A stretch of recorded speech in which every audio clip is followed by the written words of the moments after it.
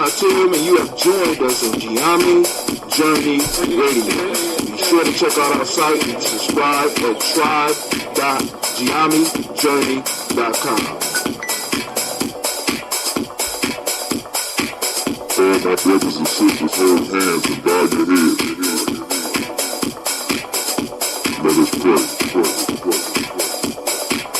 God standeth in the congregation of the mighty. He readeth amongst the gods. How long will you judge unjustly and accept the persons of the wicked? I say, defend the poor and the fatherless. Do justice to the afflicted and the needy. Deliver the poor and needy. Lead them out of the hand of the wicked. They know not, neither will they understand. They walk round in darkness. All the foundations of the earth are out of court. I have said, in your God, and all of you are children of the Most High, but you shall die like men and fall like one of the princes. Arise, O God, judge the earth, for God shall inherit all nations. Allahu Akbar.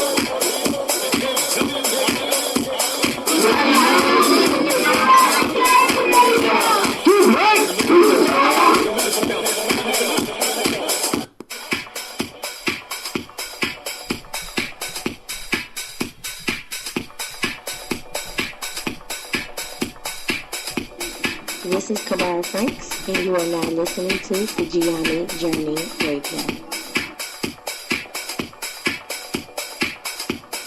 Keep up with the journey. Check out what we have done in the past. Go to journeyarchives.com.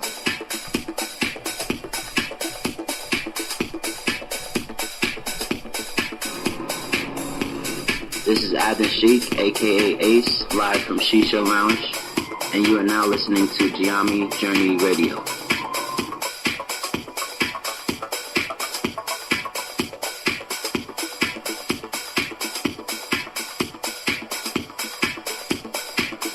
Be sure to follow Gye-Nyame Journey on Facebook, Google Plus, and Twitter. Check us out. Join the journey. This call is being recorded.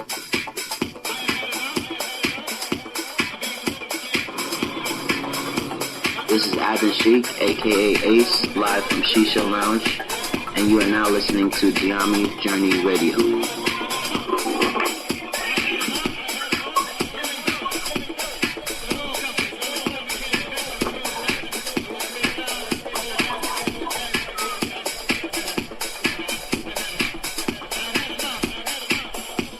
You are now listening to Gye-Nyame Journey Radio with Monica. Enjoy. This is Marina. This is Gye-Nyame Journey Radio.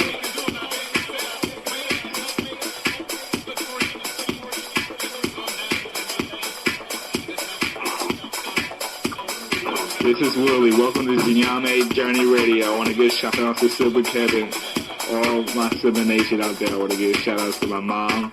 I give shout out to my dad for raising me and my family for being around me. And I want to give shout out to the people of my generation that's trying to do something big.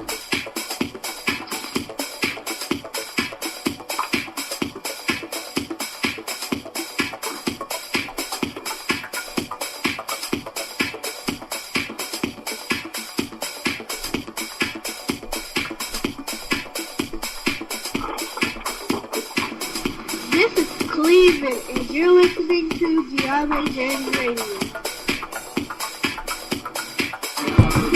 Peace, Hotep. It's Mansour Hotep, a.k.a. Mr. Deity. Mr. Deity doesn't sound good. I think it sounds great. Right now, you're listening to Gye-Nyame Journey Radio. Conversation about to get into. We're about to get into it tonight. If you're not adding anything to the culture that you claim, you don't deserve to carry its name. This is Brother Hatim coming at you live, and you are now listening to the Gye-Nyame Journey Radio. Shouts out to the Gye-Nyame tribe, Gye-Nyame family. Stand up. Peace.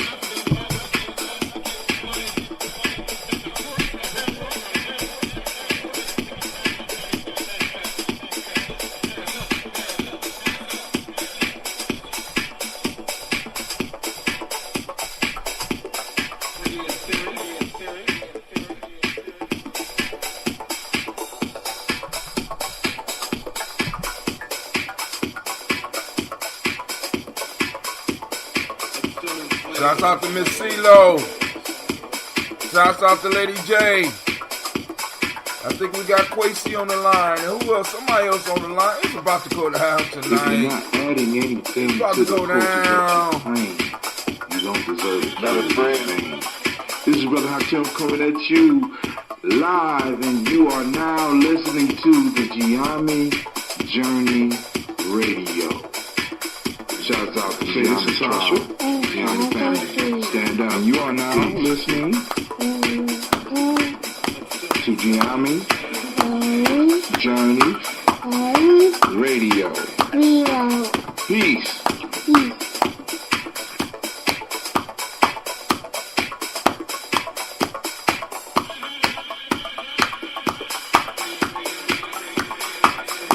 This is Gina.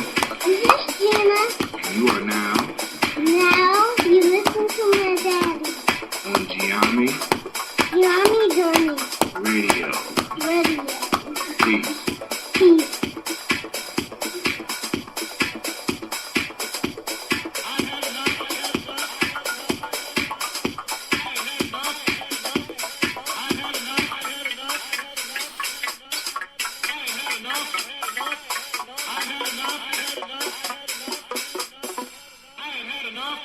Family, I have had enough. Yep, I had enough. Now I'm letting y'all know right now we had enough. We're going to have a nice conversation tonight. We're going to get it popping off here. But first, let me allow and welcome everybody into the home of the mighty. This is the congregation of the mighty, and you are now listening to Gye-Nyame Journey Media. Girl, you was kind of premature. I'm glad you on the ball tonight, Anime. Good job. That's what I'm talking about. All right. And, of course, you know, this is a Heart of a Simmer production, and we are listening right now to Folktales for Grown Folks. It's time to break them down. Send the kids to bed. What's up?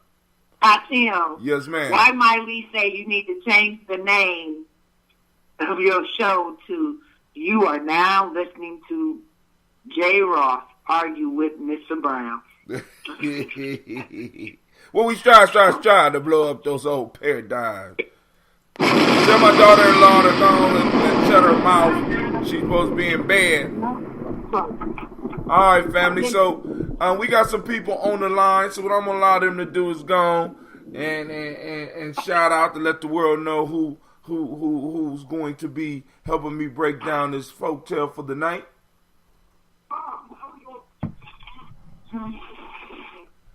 We already know Lady J is on the line. Who else on the line? Come on now. Come on in. Brother Fred. Brother who? Cox on the line. Brother who? Fred Cox. Uh-oh, what's up, Brother Fred? How you doing? Real good, man. All right. We also got Lady J having a conversation with somebody else.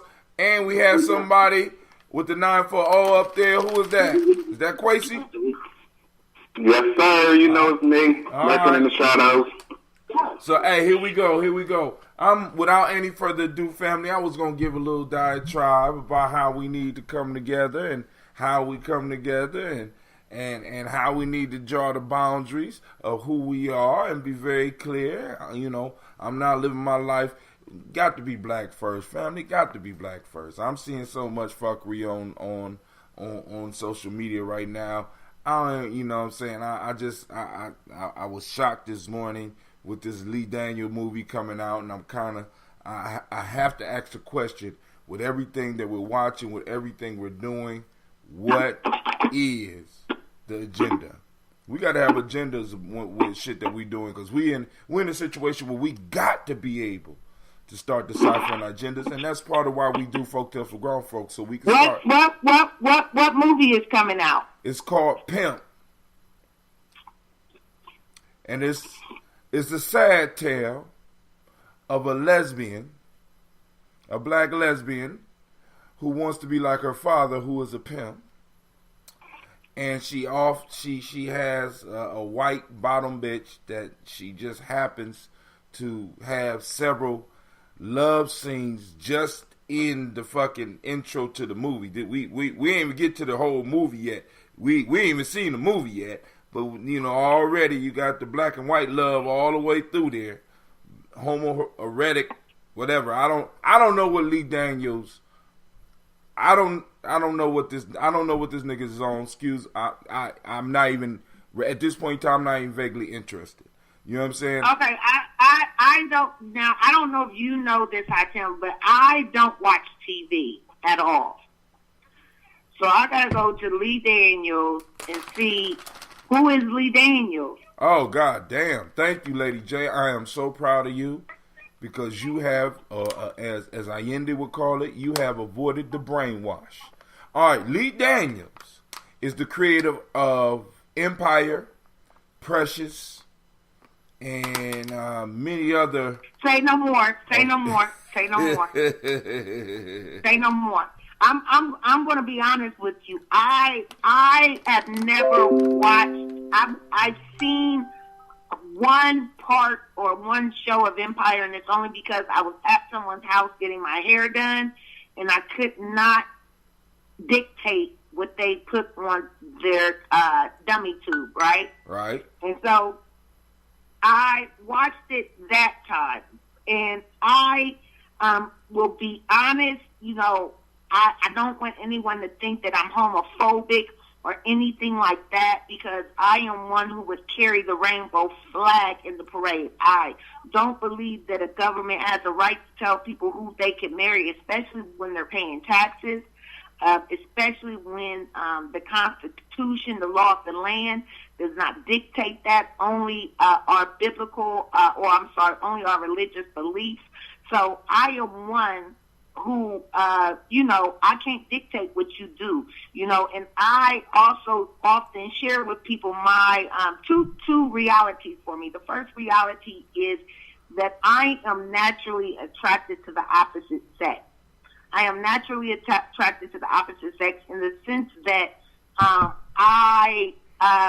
things happen to my body when I'm attracted to someone, right? And so when I think about people who are attracted to the same sex, I say, well, if you are naturally attracted and if that's what gets you going, I don't want you not to quench your thirst. You know what I'm saying? I'm not asking that. But what I do believe is my second belief, and I guess I got three beliefs. My second belief is that that homosexuality, like anything else, is an anomaly, and that though it has existed since the beginning of time, just like sickle cell Down syndrome, albinoism, and all types of other genetic defects, you don't see them in abundance. It is an anomaly.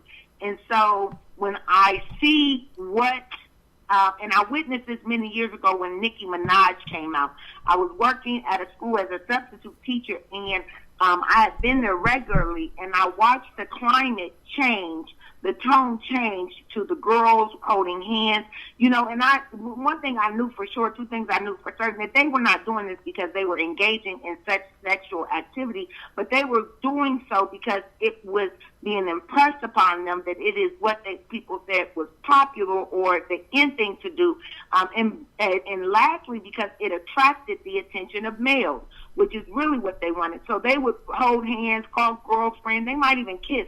I even worked at a school where it seemed like at some point that was contagious. There was probably one straight girl in 6 classes, right? So I watched it. And so when I see these things, and like I said, holding on to my one truth, one of my truths that this is an anomaly, I know that it's being impressed. I wonder why long before it was comfortable for you to have a biracial couple in media with a show, or I mean, we've had a couple here or there, but I remember my surprise when I found out Will and Grace featured a gay male, and that they had a whole show, or that when I started seeing the so many sex scenes, period. I'm not just talking about same sex, I'm talking about period. We went and we accepted all of that deviance before we were willing to say it was okay for a white woman to be with a black man or a black man to be with a white woman. In fact, we even put in an uproar when we had the Cheerios commercials because we said a lot of people said it perpetuated the stereotype, but some was just mad that this black man was with this white woman. So I say all this to say that I have not seen the previews for this movie, but I am in total agreement with you, and I am to say that this has been an ongoing weapon that has been used in this war. You talk about a key word often when we get into our arguments, the power of propaganda. Propaganda is a weapon as well. It's a tool wait a minute. As a weapon. But when we say it like that, yeah. When you say it like that, I just need to say, like the other day we were at our meeting, which I missed you at, and the topic of peer pressure came up. And my sister Jay Adams and I, we really, I think that we were on to something great at this last meeting. But anyways, this topic of peer pressure came up, and it dawned on me that when we say peer pressure, it's automatically a negative connotation. The same is true with propaganda. The same is exactly true with propaganda. That's what I just said, Lady J. It's a weapon that is used. It is a weapon that is used, and it's a weapon that my people must become most familiar with so that they can use it in the counter attack. Now, and what we have to be able to do is ask the questions and break stuff down. One of the pieces that I'm adding to the warrior training is, since a lot of the young people that we have watch a lot of these anime cartoons, I'm going to challenge some of the adults that are part of the process to start watching some of these and helping young people break them down and having discussions about some of the stuff. We might even need to start breaking out some of their music and listening to it so that they could go and define for us what we hear, and then we could share with them what we hear and have a real discussion with our young people so that they can start learning how to break this stuff down, because it's a weapon as well as a tool. Now, like I said, it's like a pair of scissors. Either you could cut your hair or you could use it to stab yourself in the eye. I don't know why you would do the latter, but let me hold on. Do anybody else got something to say? Because if you don't jump in, you already know we ain't even get to and girl, keep it short. I don't know what the hell y'all talking about, man. I'm like, y'all need to breathe. God damn, slow down. What are you? I don't know what nobody said. No shit. What the hell are y'all talking about? So we started off, I just brought up the point about knowing the agenda, I was going to get to the point of especially talking about the agenda of artists. Because as you know, for a long time I have said artists are the vanguard of the revolution. And oftentimes what happens is we start I'm noticing, and I know that this probably happened in the past. As a matter of fact, I could point it out to you when it happened in the past, where the media or propaganda was weaponized against us. And because we didn't prepare our young people with the tools to deal with it, they got caught up in the whirlwind of fuckery that came along with this weaponized propaganda that was against us.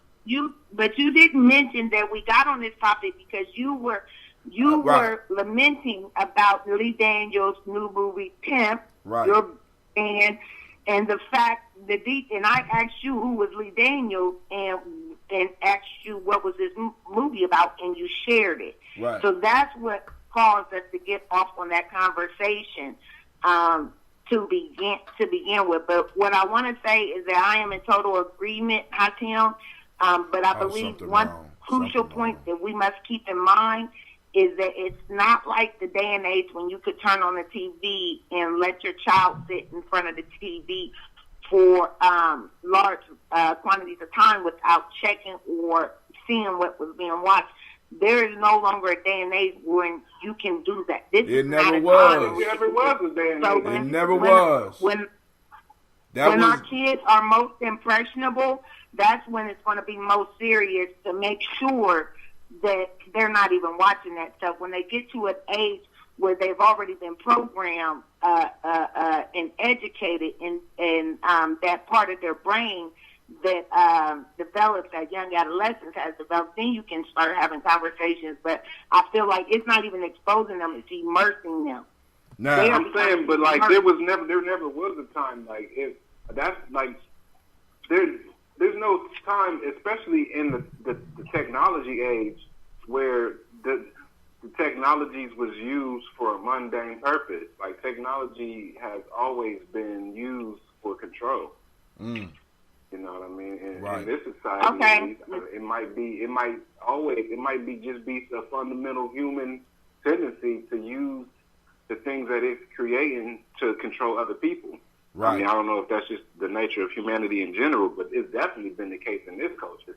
Well, I mean, living in the society we live in, we know that it's convenience, and if it's convenient for you, somebody is providing you with a service, and you pay for that service. And if that convenience can lead you to purchase more things, or lead you to vote in a certain way, or lead you to spend in a certain way, that's what they're gonna do. Now, but hold on. Now, this is what we're gonna do, because I see what's about to happen. We're gonna jump right into this folktale. Mr. Cox, I thank you for your patience.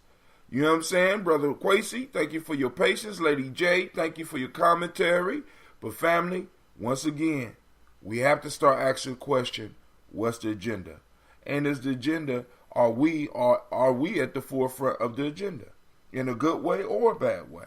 And we got to be able to start asking that shit about if you're voting, about the legislation, about how we spend our money, about how we spend our time. What's the agenda? Because it for me, it has to be about black. We got to start empowering ourselves, period. Because for me, now for somebody else, it could be something else. But right now, if it ain't about empowering my people, I ain't got no motherfucking time for it. But here we go. The hunter and the horseman. A certain hunter, having snared a hare, placed it upon his shoulder and set out homewards. On his way, he met a man on horseback who begged the hare of him under the pretense of purchasing it. However, when the horseman got the hare, he rode off as fast as he could. The hunter ran after him as if he was sure of overtaking him. But the horseman increased more and more distance between them. The hunter, sorely against his will, called out to him and said, "Get along with you, for I will now make you a present of the hare."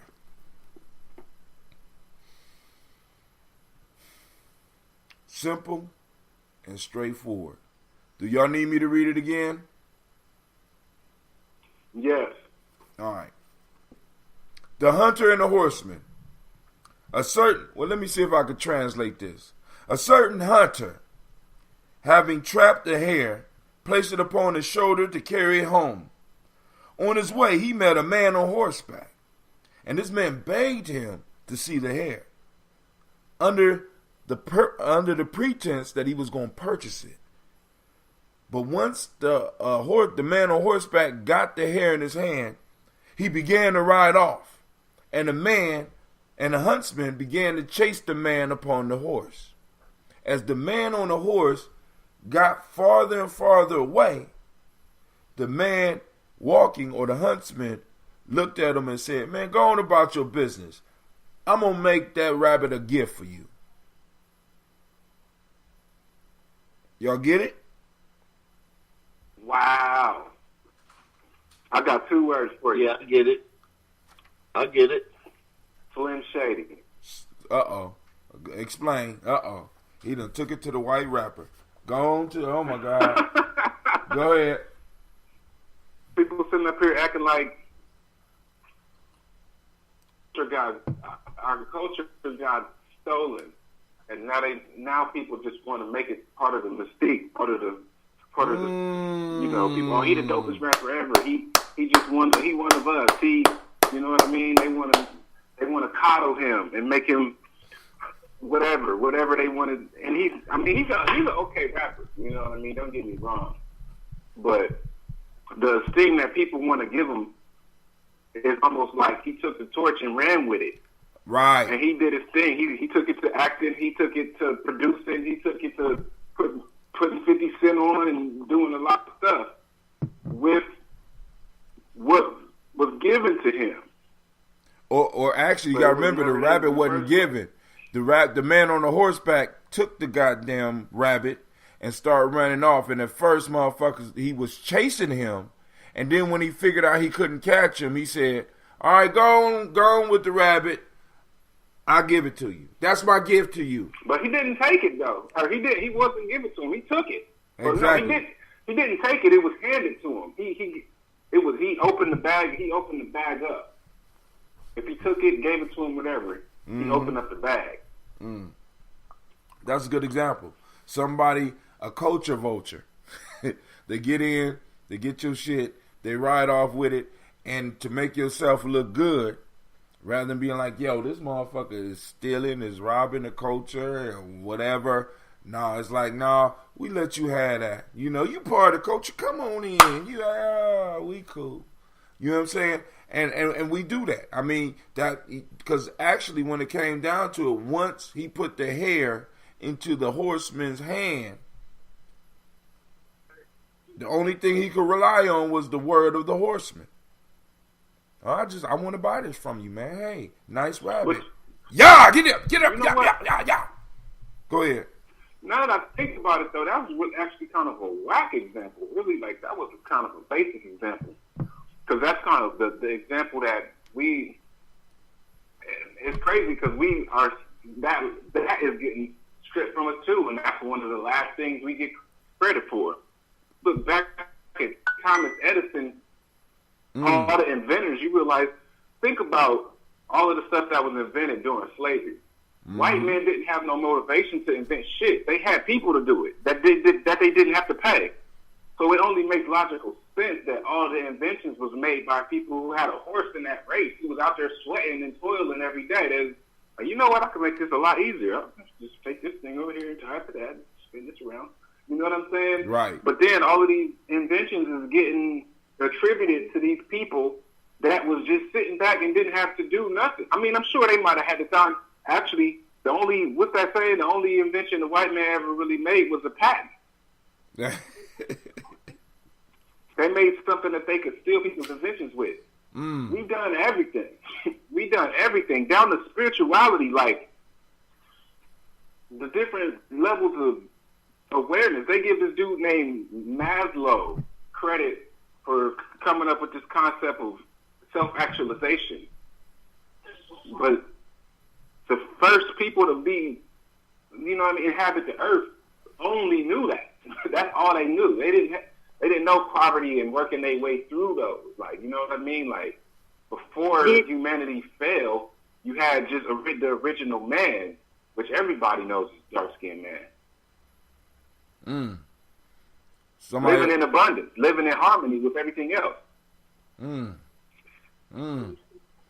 You got to cut, and so but that brings us to a whole nother conversation. But Lady J, I think you was gonna say something. Yeah, I want to know, does the end of your does it say that get along with you, for I will now make you a present of the hair? Yep. So I'm thinking about like that. What controls us? That's what we give.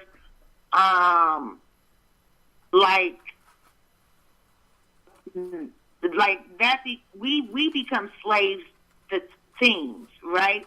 To things, and a lot of times that is the result of our demise, right? So, like at the end of the day, this man thought he took this man for a, he took from this man, but at the end of the day, he's going to have to reap what he sows. So now that hair that he stole, right, is going to be the source of his, you feel what I'm saying? So I'm going to give you an example of Tim real quick. So one day I'm out at my people's house out west, right? And I leave a phone in my car.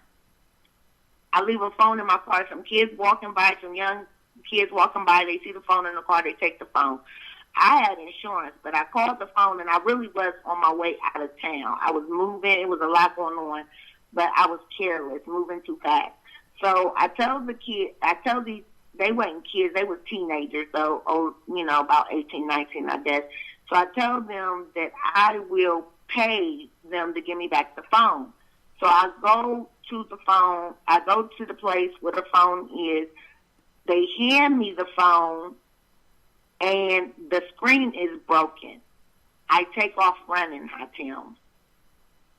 I take off running because it's my phone. You know what I'm saying?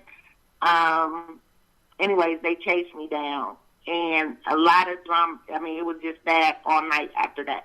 But when I read it myself online, what it made me think about was that story. That hunter came across something, right? He even killed the hare. The hare dead. He even took the hare's life. Now, he was going to reap on that. You know, at first, if you were like, according to Buddha, that would be a sin, right? You killed the rabbit. The rabbit got to leave. You're not supposed to do no harm to nothing alive, right? So let's just say he out hunting, he killed the rabbit. He got to get back, right? Mm. But now the guy that took it from him, he now has to get. That's now his burden. Those are now his. You feel what I'm saying? That's now his karma. You know what I'm saying? So now he's like a slave to that hare. Like that damn thing drove you to do, you know what I'm saying? To do something that you're going to have maybe he didn't get it from the hunter, but he's going to get it in the end because. Well, no, the hunter freely gave it to him. Because think about this. The hunter released it. He gave it to him, but what does he say? He says, now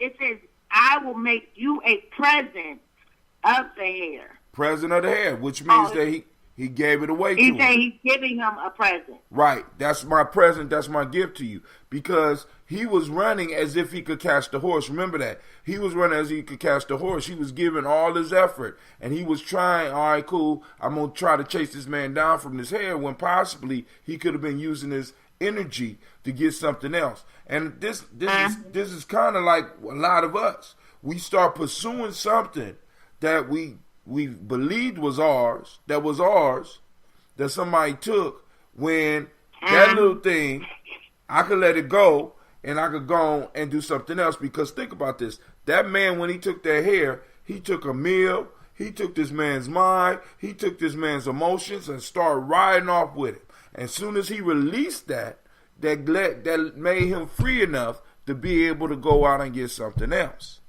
Now, as far as reciprocity, we could talk about that part maybe a little bit later on in the show, maybe, if we get to it, because for as far as black folks, as Kwesi said, we have in many instances had the hair on our thing, but somebody with some modern technology like a horse or a better car or something where they're able to take something and through either speed of mind or speed of body, you know what I'm saying, be able to run off with our fucking inventions. And I'm like, yo, we got to put a stop to that shit. But when it does happen, I don't need to be a hostage of that forever, because this man could have went and spent the rest of that day trying to hunt down this dude when his family, because he was on his way home. So maybe this man had a family. Maybe this man wanted to eat. So he could have spent all his time looking for this dude, and by the time he found the rabbit, he would have had nothing but the fur. Now he got something else to be mad about. So maybe this might be part of the lesson, might be about being able to release something when it is truly gone. That's like I got something to throw in there. Go ahead. I got something to throw in there. Let Mr. Cox go. Hey, ladies, let Mr. Cox go, because he ain't went yet. Go ahead, Mr. Cox. No, can I just say this real quick? I'm sorry. Yes. I just want to say that truly what happened is just what you said. I ran off, back to my story, I ran off with that phone, Hatim, but when I say them people pulled a gun on me, and it was some tragedy, and just like that man let that hair go, I mean, yeah, I let that phone go too, because it wasn't worth all that. I just wanted to say that. Okay, thank you. I think that's awesome. What I was hearing and I was listening, I want to throw a twist in that. I was hearing that the brother released the hair to the guy. And I heard the words, and I kept on repeating them. He said, I'll make you a gift of the hair. We have to watch that what we might do to others, we might become enslaved of in its karma. All right. It could also mean when he says, I'll make you a gift of the hair, that I'll enslave you into your own karma, into your own self, into your own evil. I'll release your evil into your own self. And then that's a whole new formulary, because then the hair means a lot more allegory, because now the hair becomes bigger than the thievery of it. Now he's the slave of the allegory is the hair, but not only that, now he says, I'm releasing you into your own entanglement, your own web that you weave. If anyone can feel me on that, I can see that twist.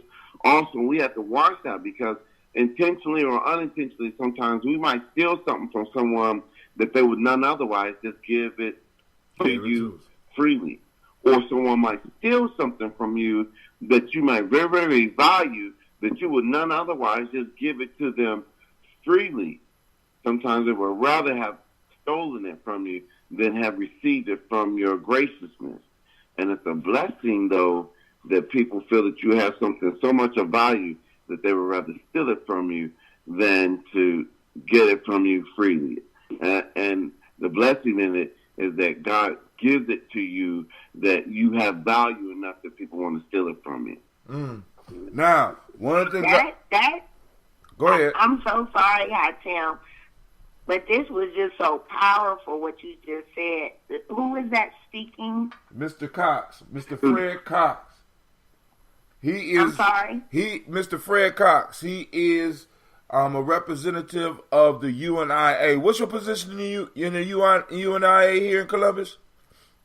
I'm the president of the UNIA here in Columbus. The president of the UNIA right here in Columbus, Ohio. What's the UNIA?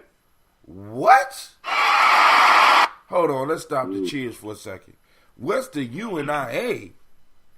Young Padawan, how could you ask that?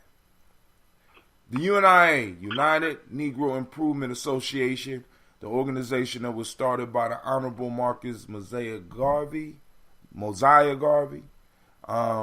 You want to give him a little history on the UNIA, Mr. Cox? To further that was something that is the only black government that exists for our people and has existed since 1920. We don't know that because we've been all of the logistics to propagandize us have worked as far as TV, radio, whatever media source and everything like that. So they propagandize Marcus Garvey as some crazy Jamaican with some go back to Africa flim flam, and so that's the only part of history about Marcus Mosiah Garvey. Laugh him off, and we're off to other black historians and so forth and so on. And we come to find out, I'm in my 50s. We come to find out that Marcus Mosiah Garvey started the one and only black government that still exists. At one point, he had 250,000 members. 250,000 members back in the 1920s, which is kind of like unheard of. And it's all to build African community leagues to strengthen us from our communities into our living rooms, from our living rooms back into our communities, into our workforce, building skills and vocation, the Black Cross nurses, building cadet programs for males. I mean, you name it. So entrepreneurship. And within that keeps the dollar swinging in our community 7 times 7 and the whole works. And I don't want to steal the whole entire show. Thank you, Brother Hatim, for that. But that's the Universal Negro Improvement League, African Community League. That is the UNIA. And more of that information we can share at a later time. Cool. All right. So, family, now, back to the folktale. Because now one of the things I keep hearing is the whole piece of reciprocity. So now, let's put ourselves in the place of the hunt. Go ahead. I was about to say something, but I wanted to thank Mr. Cox for what he said, because he so eloquently said what I was saying, what I was trying to say before, and I thought that I must have misinterpreted the folktale. But I want to say, as he was speaking, this old saying came to my head. Wait, you ain't about to do the Old Man River poem, is you?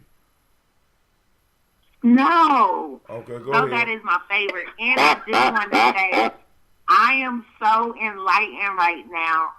My grandparents on my father's side were Glavites.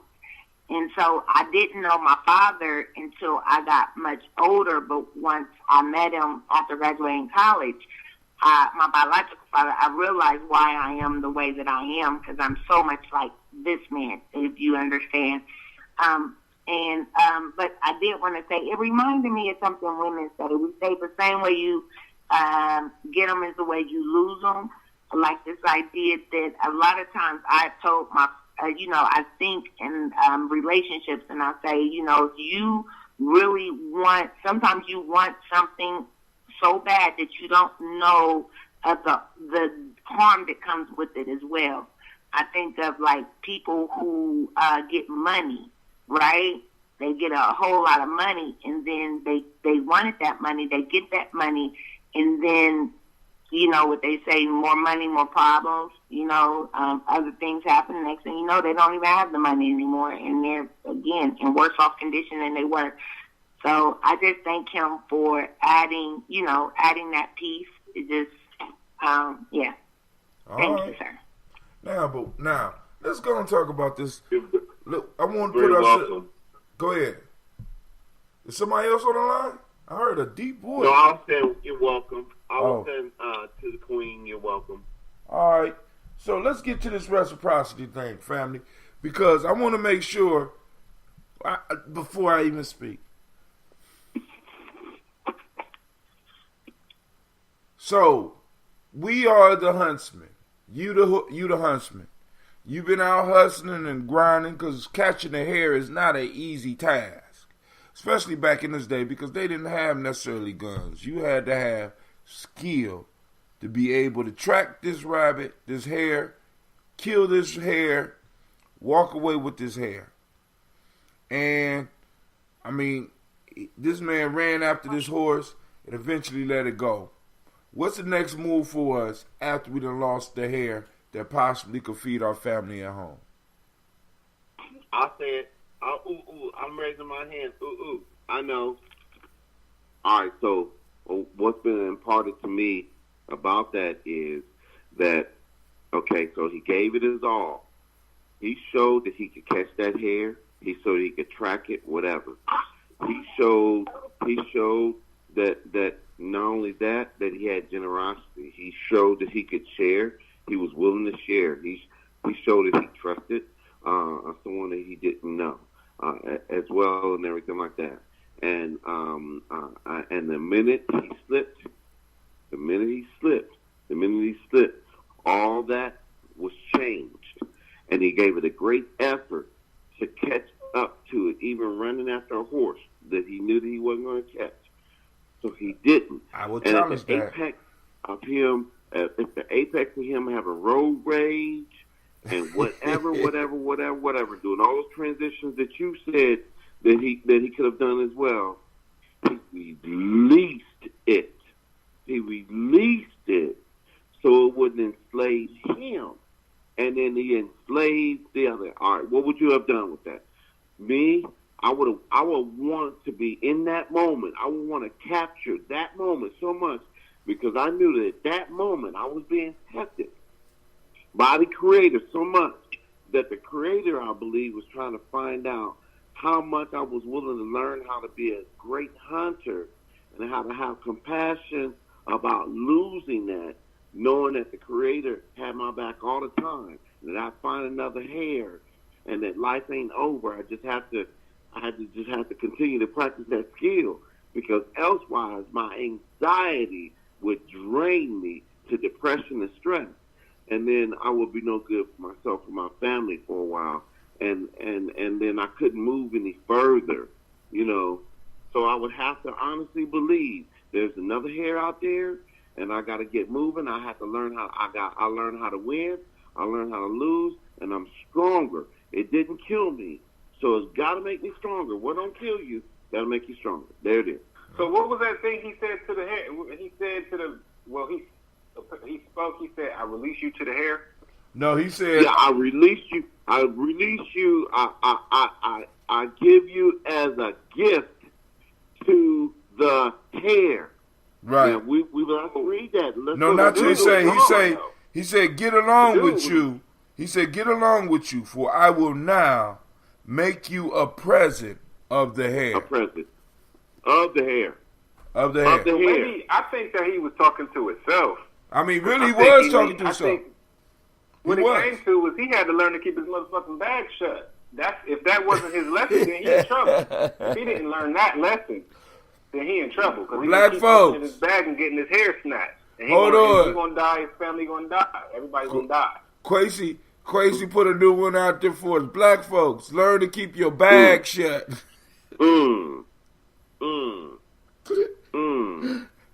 Dang.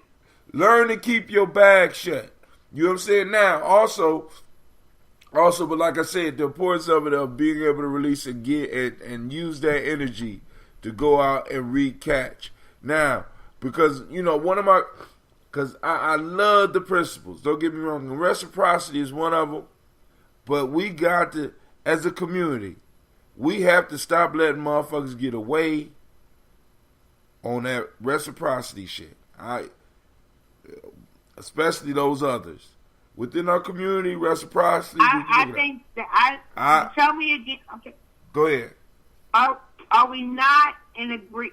We are in agreement. Reciprocity is the law of the universe, correct? Of our universe, yeah. See, because what do you mean our universe? Because you know, well, I'm gonna say this, Quasi, and I'm gonna say this to everybody. I know I'm about to start an argument, but I have to doubt a universal law that don't work universally. I'm just saying. I mean, you know what I'm saying? I mean, it's a concept. I have to doubt a universal law that don't work universally. We have a whole. We have. Well, I'm just saying, because for every time you can show me that some reciprocity happened, I could probably show you 3 where it didn't. Now, as far now, something's wrong with you. I mean, okay. I mean, no. I mean, well, maybe what's wrong with me is that I'm kind of removing myself from the invisible magic thinking that may hold a lot of us prisoner, because I think reciprocity. No, I got that, Go ahead. Go ahead. I got that, Hatim, and I'm with you on that. Here it is. Here's it. I honestly believe, and I used the word before earlier, called allegory. Allegory, for short, is like a comic strip view of how you kind of like optimally view something, how you see it. You know, all things, 100 that that's your comic strip or what have you. And we want reciprocity to the point where we want to get back before we lay down and rest and die and everything like that. And so we're rushing to get something that we will only get once we transcend from this earth into the ancestral world. All right. Now, reciprocity is another word for karma, and they mean the same thing. something might come back your way. Whatever you give might come back your way. Whatever you don't give might come back your way. Not might, it will. Yeah, it's so a universal law. It's a law. Or it might hit somebody around you. So while we're on a journey, and we know that what we send out, we're hoping to get back. That while on a journey, we continue to have practicums and practice on reciprocity. So reciprocity may not be monetarily all the time. It may not be spiritually all the time. It might not be physically all the time. It may not be anything. It might be whatever it is, but it don't have to be your definition. The Creator defines what that reciprocity is. So, it's all scale, man. We got to look at stuff in scale, too. It's all like, to me, like the Creator is the Creator is zero.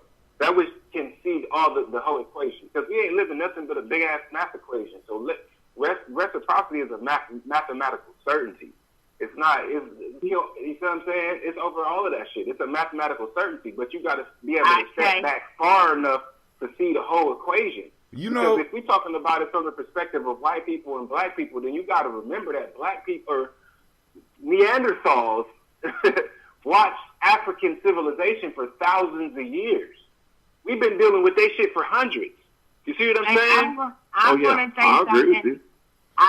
I'm going to say something. Go ahead, because y'all about to get mad at me, because I'm about to come. I'm going to say something else, and you're really about to get mad at me. I'm already mad. So I'm going to apologize in advance. Don't apologize, because you're going to get it. You can get it. I know. But I'm going to apologize in advance, because what I want to say is that I've had this conversation with you, Tim. I don't know if it was in person. I think it was in person, not online. But the thing about it is that when I began to teach social studies, and my favorite part, one of my favorite units is religion, right? And the more and more, a lot of my students come from Nepal, and they are Buddhist, or they practice Hindu, right? And so that would be, and then a lot of them are Christian because they converted in camps. But anyways, the more and more I learn, the more and more I see how it's all connected. The more and more I see how it is all based off this same belief. And it is simply karma. It is everything goes back to that reciprocity. Hurry up. There's a reason why there's a common theme. Hurry up, I'm about to crush all y'all. Every major world we live religion, there is a common theme. Mm-hmm. Everything is the same, man. Mm-hmm. It's so deep. Mm-hmm. And it goes back to this basic principle. Mm-hmm. There's no way around it. Just because we will, some of these things do occur in our lifetime, but we don't witness it. And it doesn't occur as like how we think it should occur. You know what I'm saying? We don't know. You just don't know. But one thing's for sure. But you know what I do know? You know what? Reciprocity is a given. It is the law of the land, the law of the universe. It's the one thing that everything is built on. No. Is that you know what the law of the land is? That equal balance of energy. You know what the law of the land is? The law of the land is the men. God damn it. That's the law of the man. So it's the men. Let me say this to you, and because because I think we might need to start reframing our spiritual talk, because what I'm hearing is reciprocity is for losers. Losers constantly talk about reciprocity, and that's what we do. God gonna get them. God gonna get them. Reciprocity is the refuge of the weak. Really, because those that are in power, hold on, because those that are in power and those that are whooping our ass don't never talk about no goddamn reciprocity, nor do they worry about it. When we was running the world, we wasn't worried about reciprocity. I'm just like, come on now. I say the darker you are, the closer you are to God. So that may be why we talk about reciprocity and why it is at the root of our African spirituality. No, you know what? And let me break down African spirituality for you. let me break down African spirituality and my problem with African spirituality. African spirituality is for African people. And we want to expand that and cover everybody in that shit. That's why we think we are supposed to take care of everybody. That's why a black person could get into a political... Okay. Hold on. So That's why a black person... I'll let you go. I'll let you go. Let me finish. I'll let you go. I'll let you go. Let me finish. I'll let you go. Let me finish. Now, we the only... Hey, girl, don't get cut off. All I'm saying is, we are the only ones that want to stand up and contest as a large majority of us. We will surrender everything to this thing called reciprocity. We the only ones that talk about the arc of justice is long. The reason it's so long is because some of us have been brainwashed so much that we honestly think that everybody see the world like we do. Now, because I got this question for all of y'all. Did God create man or did man create God? God created man. Okay. Man created God. So if man created God, then who made the goddamn law? No such thing as God. Man created God the is some word imaginary God. bullshit. Man create. God is not. God is whatever you choose. God is some shit people imagined up. Let me say this. Saint Aquinas wrote. He used a scientific method to prove the existence of God. And what he determined that God is merely the name that we have given to the energy to put everything in motion. That ain't what Saint Aquinas said. And I'm talking about the energy, the spirit. Now, this is the point. That's the point. I'm talking about the force. That's the point. The universe. That's now, what I call God. and I want everybody to understand, because maybe I might be misunderstanding Quasi, but I want everybody to understand what I'm asking and what Quasi said. Right? Did God create man or did man create God? See, because if you really look at it, man created God. Now, there is an energy, and because somebody say that God ain't real, it doesn't mean that they don't believe in this overarching energy. But one of the problems that I have is, first off, when we look at our principles, the principles are people specific. The ideas are people specific. This is why people can do shit to you and not have to worry about karma. They don't worry about karma.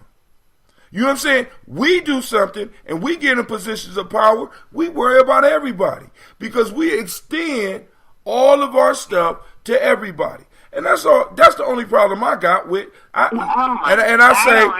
say, cool. Well, hey, I'm not the president of black people. I'm not the mayor of black people. You done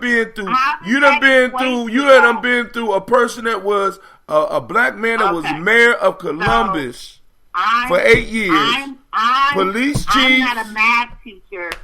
I'm not a math teacher, but I'm telling you that what you just said doesn't add up. Just because I believe in karma and I believe in the law of the universe has nothing to do with anybody. No, it gives you an excuse to wait.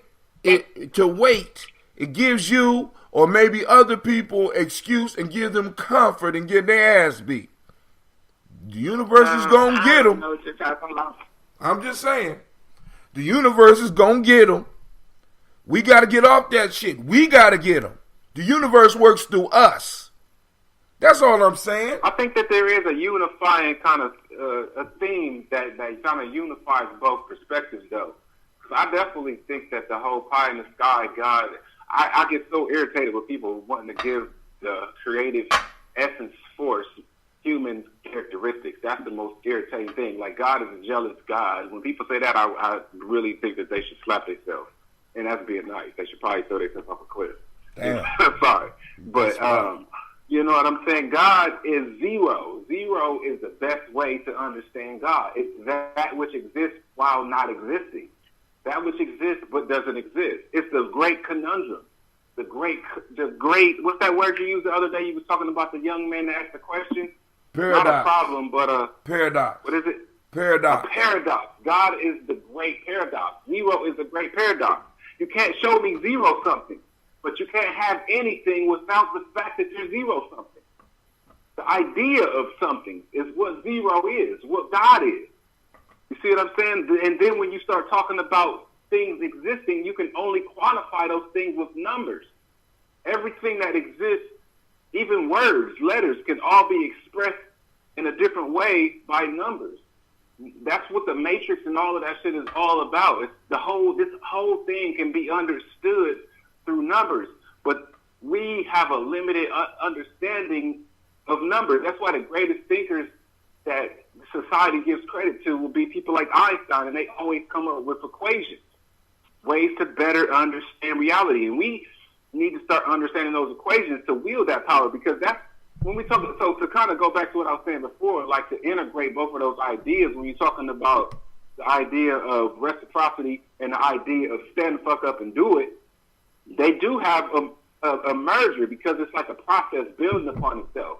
And like we, as the people who have been through this era, through the Piscean age, essentially, who was oppressed, it's a whole new age. That's why all of this shit is coming out, because that's even to take it back to the very beginning of these conversations. Why is all of these so-called black empowerment or black upliftment and all of this type of stuff seems to be coming out? Because I just went to see that movie, The Hate You Give. And the previews for that, it was like 3 or 4 movies coming out where there's a black, powerful main character who has some type of message or some type of power that they bring into the movie, to the script, to the story. And I'm interested to see these movies. But then you got Wakanda and Get Out and all of these movies where blackness is on some level being uplifted by a white power structure. And the question is, why? You know what I mean? It's like on some... What's the agenda? It's almost as if the knowledge of reciprocity is being counteracted. So that's the thing about math. That's the thing about numbers, is you can always figure out different ways to skip over stuff, to subvert stuff, to go around stuff. If you know the master equation, or if you know if you take numbers out and plug in variables, then you could always create something different. You see what I'm saying? You could always manipulate the equation or the conclusion of the equation. All right, fam. I done pissed Lady J off tonight, so I can go and sleep real good. I doubt it. That's what, you know what? That's why I agree. I agree with you, brother. But that's why there's no absolute as well. And on top of that, like another word for reciprocity is boomerang too. And then also in the thesaurus, boomerang, karma, reciprocity, they all go together.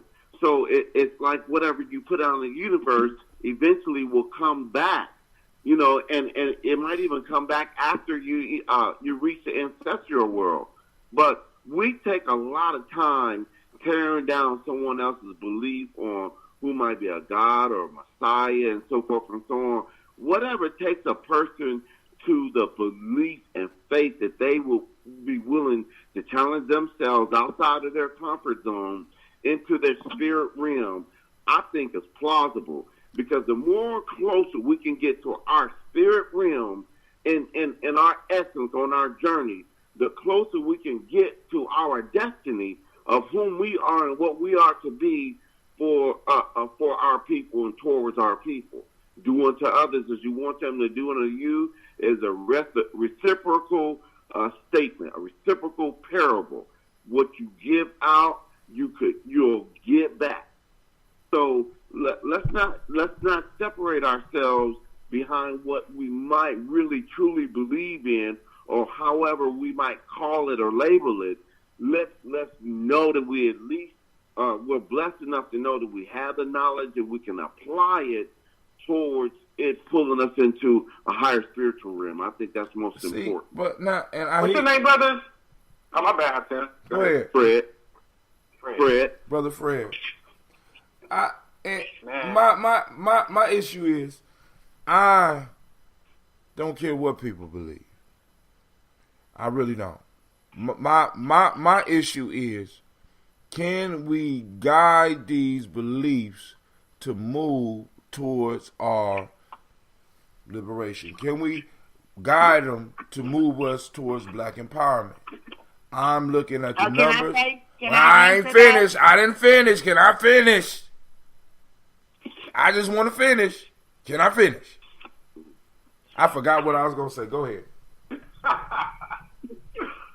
I just want to say that I most certainly think that we can, and I don't want you to shoot me through the phone or drop any bombs or anything like that. But I want to say that whenever we were, I believe that I was coming up, though I came up in a very, disruptive era, right? When things, I'm thinking about crack, I'm thinking about the change in housing with projects and things of that.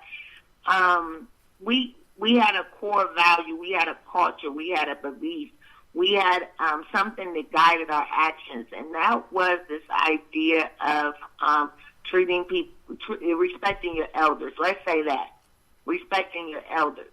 Like, though I come up in like I said, a very non-traditional home, that was something that was taught, and I feel like respecting your elders, treating people how you want to be treated, this belief that I am no better than nobody and nobody's no better than me, we don't preach that.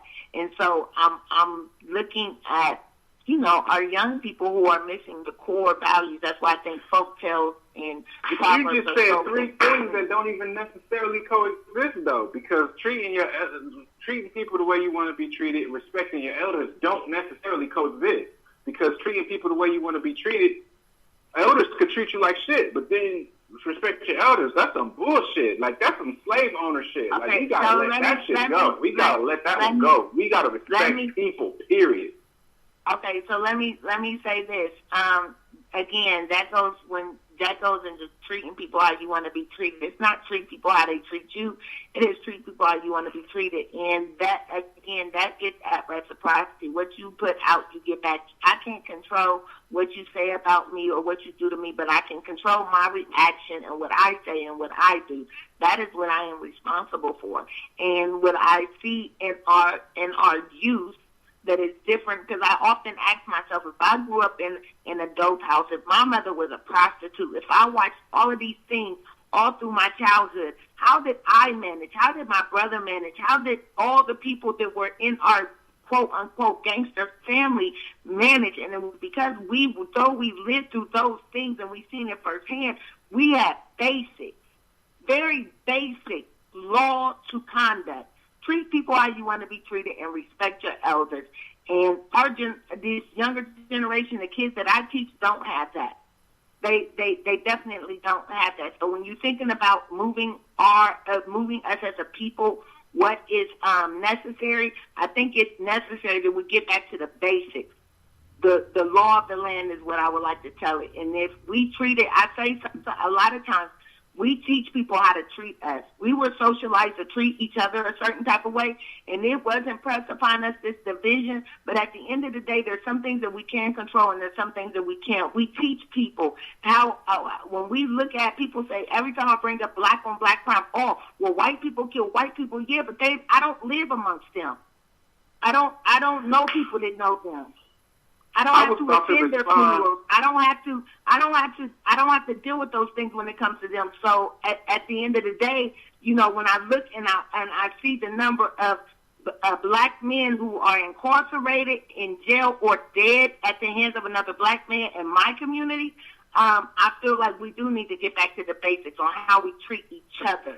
And then it trickles out. When we treat each other I was about to respond to what you were saying specifically, but I'm going to go back to what I was about to say before, because that's why I asked Brother Fred, that's why I asked his name, because he said something that inspired me that I was actually thinking about earlier today. It's like this thought kind of been bubbling up, and it just hit the surface like maybe this morning. But it came to my attention that Jesus, whether or not Jesus was real, Jesus was the figure that best represented the Piscean age. But not only did he best represent the Piscean age, Jesus spoke to a particular group of people. Jesus' life and death, or whatever you want to take from that story, it wasn't for all of the world. It was for a particular group of people that was enslaved, which I happen to think is probably the same lineage as everybody in this conversation.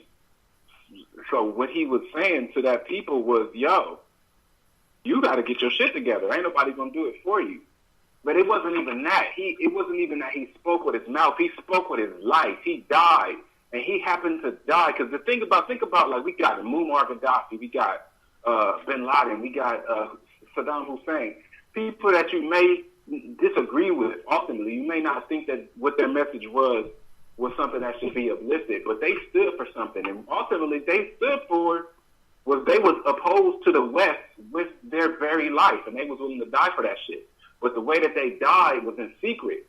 They fucking threw Osama off the boat. Hussein, you never find his body. Gaddafi, he got disrespected by his own people.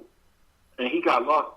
His whole story got lost. But Jesus died. Hussein was hanged in prison. In front of everybody. You see what I'm saying? He suffered publicly for what he believed in. And he done entered a new age. It's the Aquarian age. So I think we need a new Jesus.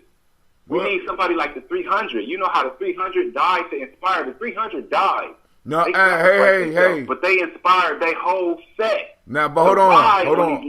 That's what we need right at this moment. We need somebody to die and for us to be able to before we get to the beast, and that's who I am. Before we get to the 300, you need to look at the story before the 300 and go to Lycurgus, who was the founder of the Spartan nation.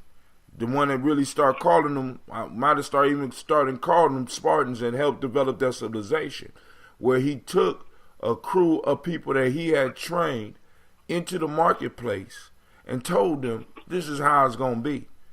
Right? I mean, because I'm just saying, I mean, part of my issue is, like I said, no disrespect to nobody's faith, what you believe in. If I hurt you, you really don't believe in it. All right? My thing is, part of the show is I am forced to make people think, and I have to ask questions, and I have to throw stuff out there to make you think. The only thing that I'm concerned about is that my people are so spiritual that in some ways we have no earthly good. I'm just saying. It's killing me whether we become the best Christians, we become the best Muslims, we become the best Buddhists, we become the best motherfucker that just believe in the ether and the energy. We become the best. But we are no good to ourselves and our community. All I'm asking and all I'm saying is family black first. We got to start handling our business. Reciprocity, yes, if you want to believe in the energy making it happen, but is the energy going to make it happen without a demand? Just like this man that gave away the hair. He gave the hair away. So with that, I make the hair a present to you. That means I give it to you freely, which means there's no reciprocity involved. He gave it away. He released it. And Tim, the reciprocity in it came in the parable that wasn't read, and that was an after story, that what he did afterwards, and I'm sure somewhere along in that journey that he found another hair. You know, it may have not been. Tim, I'm sorry to cut you off, man, but look, what he's saying is, man, the fuck up, man. Like, are you willing to die to make your reciprocity happen? Why the fuck is you waiting on the universe? Put your fucking nuts on that shit. Oh my! Be the reciprocity. Put your life on reciprocity. Stop waiting for the universe to do that shit and that's die. The only thing in a nicer way, that's the only thing I'm trying to say, because my piece is, I understand the after story. All I'm saying is that a lot of times when you listen to our conversations about what happened to us or about what we're going to do, it's like we're waiting for some major push or I'll say this in response: that faith without works is dead. So no one ever said that you have to wait on the universe to do anything. But at the end of the day, when it's out of your hands, the only thing you can do is trust the universe, and know that things will be done. And so I am the universe. So are you? And I am too. So you're right. So who we trusting? You know what? And that is why it is so imperative that we understand the power in our thoughts and the power in our words, because you're absolutely right. We are God. The same way that God is, a.k.a. the creator, we are creators. We are made in God's image. We are God. Everything that exists in the universe exists in us. And so when we learn to become one with the universe, like I said, and I believe the yin and the yang, that whole energy exchange, that is God. Now hold on, so I want you to be careful. Hey, you know how they be saying, like, I want you to be careful. Saying, like, if go, my bad, go ahead, Hatem. I want you to be careful, because you said the yin and the yang. See, because what I hear from my people is all yin. My fault. Maybe all yang, whichever one they think is positive. I don't think so. See, I don't think so. And I think, even when you go to Kimmy, you had to balance the scales of my eye. Let me finish. I want to be clear. You got to balance the scales of my eye. That means that your ass could be too righteous to actually make it to paradise. You could be too righteous. Let me say this. Some years ago, Lady J, make it short, baby, because I'm ready to go. I got to go to sleep. Some years ago, during right after Hurricane Katrina, I was working with young children, and these were the questions that they were asking. So while I decided to do some type of unit, right, and I had to do some research myself to teach it to them, right?